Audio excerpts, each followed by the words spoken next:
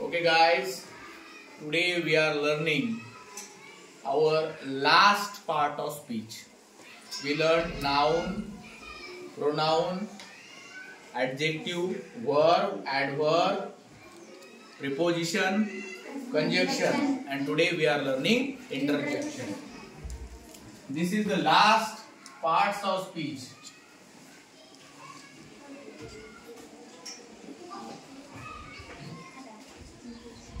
Interjection. What is the meaning of interjection? Yes? Very good. Interjection means केवल प्रयोगी अव्यय.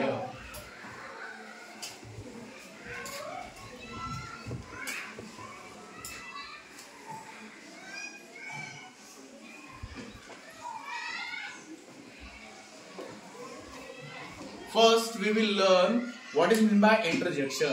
पहिल्यांदा आपण समजून घेऊया. We will understand what is the interjection. Interjection म्हणजे काय समजून घेऊया. बघा, केवल प्रयोगी अव्यय आणि इंटरजेक्शन म्हणजे काय हे समजून घेण्यासाठी आपल्याला हे समजून घ्यावं लागेल की इंटरजेक्शनचा वापर केव्हा होतो. बघा, इंटरजेक्शन म्हणजे काय की ज्या वेळेला केवल प्रयोगी अव्ययाचा वापर केव्हा केला जातो, ज्या वेळेला अचानक काही भावना किंवा फिलिंग्स भावना याचा उद्रेक होतो. आलं का लक्षात? तीव्र अशा भावनांचा उद्रेक होतो त्यावेळेला केवल प्रयोगी अव्ययाचा वापर केला जातो. आलं का लक्षात? सडन फिलिंग्स अँड इमोशन्स, अचानक उद्भवणाऱ्या भावना. जसं एक उदाहरण देतो तुम्हाला. उभा राहतो आता. अचानक तुझ्या समोर एखादा साप आला तर तू काय म्हणशील? काय म्हणशील तू? मोठ्या आवाजात सांगायचं, अरे रे केवढा मोठा साप, अरे बाप रे केवढा मोठा साप. याला म्हणायचं सडन फिलिंग किंवा इमोशन्स. आता तुला उभं आहे, तुझ्या मामाने एखादी नवीन कार आणली, तू पहिल्यांदाच बघितलीस, तर तू त्या कारकडे बघून काय म्हणशील? हा, बापो कोणाची कार आहे. म्हणजे ह्या अचानक येणार आहे. एखादा जवळचा व्यक्ती वारला असेल तर आपल्या तोंडातून लगेच अचानक निघतं. काय निघतं रे? अरे रे चांगला माणूस. आलं का लक्षात? म्हणजे या ठिकाणी sudden feelings and emotions shows the interjection. म्हणजे म्हणून याची डेफिनेशन सुद्धा खूप सोपी आहे. बघा, मी लिहितो इथं. हात वर करून कोण वाचतो सांगा.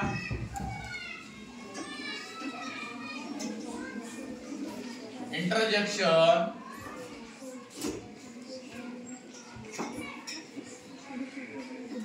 describes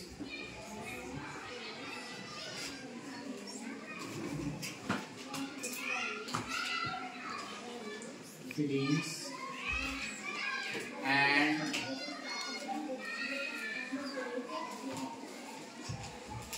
emotions. चला कोण वाचून दाखवते ही व्याख्या? Who will read this definition? चला. हा, yes. Interjection describes sudden feeling and emotions. Interjection describes sudden feelings and emotions. अचानक उद्भवणाऱ्या भावना. आता याची मग मराठी डेफिनेशन कोण सांगतं रे? हा, सांग जयश्री. भावनांचा उद्रेक करणाऱ्या शब्दाला केवल प्रयोगी अव्यय असे म्हणतात. बघा, भावनांचा उद्रेक.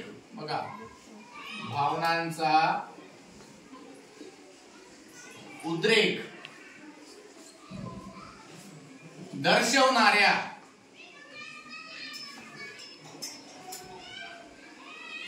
शब्दांना केवल प्रयोगी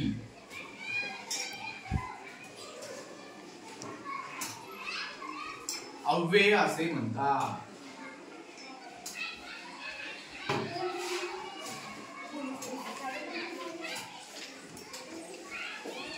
मग आता याचे मराठी एक्झाम्पल आपण बघितले. आता इंग्रजी एक्झाम्पल द्यायचे झाले तर मग काय काय देता येतील सांगा बरं आपल्याला. याचे एक्झाम्पल्स काय देता येतील? कोण सांग? हा, एक सांग. ओ. एखाद्या गोष्टीकडे बघितलं आपण काय म्हणतो? ओ. बघा, आता एक गोष्ट सांगायची राहून गेली आपल्याला की नेहमी इंटरजेक्शनचा शब्द ज्या वेळेला आपण वापरतो त्याच्या समोर आपल्याला एक्सक्लामेशन मार्क द्यावा लागतो. दिस इज कॉल्ड एक्सक्लामेशन मार्क, म्हणजे उद्गारवाचक चिन्ह. काय म्हणायचं त्याला? उद्गारवाचक चिन्ह. चला आणखीन कोण सांगतं? हा, वाव. वाव. आणखीन अलास. अलास. अशा प्रकारे काही एक्झाम्पल आता आपल्याला आपल्या टेक्स्ट बुक मध्ये शोधायचे आहेत. शोधण्यासाठी सोपं आहे. ज्याच्या समोर एक्सक्लेमेशन मार्क आहे ते लगेच इंटरजेक्शन आहे असं समजायचं आहे.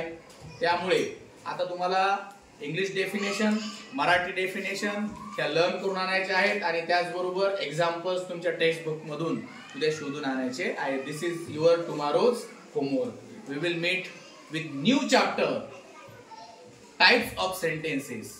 आता आपण नवीन चॅप्टर सोबत मिळणार आहोत, पण त्या अगोदर आपल्याला नाउन पासून इंटरजेक्शन पर्यंतच्या सर्व डेफिनेशन्स असतील, त्याचे एक्झाम्पल्स असतील, सगळे लर्न करून यायचे. Tomorrow I will ask each and everything. Okay, thank you so much for watching our video. Thank you.